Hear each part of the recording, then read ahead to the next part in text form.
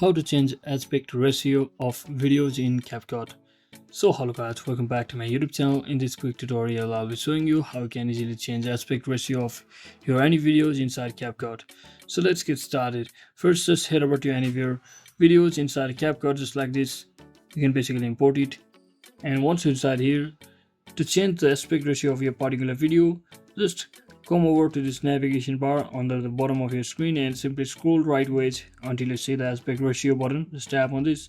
Now as you can see, it's currently on 5:8 aspect ratio, so you can basically change it by simply clicking on any one of these. That is, whether you want to like a TikTok version of ratio, that is 9:16, or Instagram with a 1:1 ratio, or you can also go for YouTube, that is 16:9.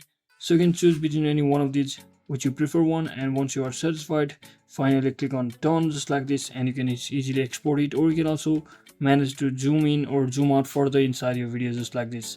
So that's it for today guys. I hope this video was helpful. If it was, don't forget to like and subscribe to the channel. See you on the next one.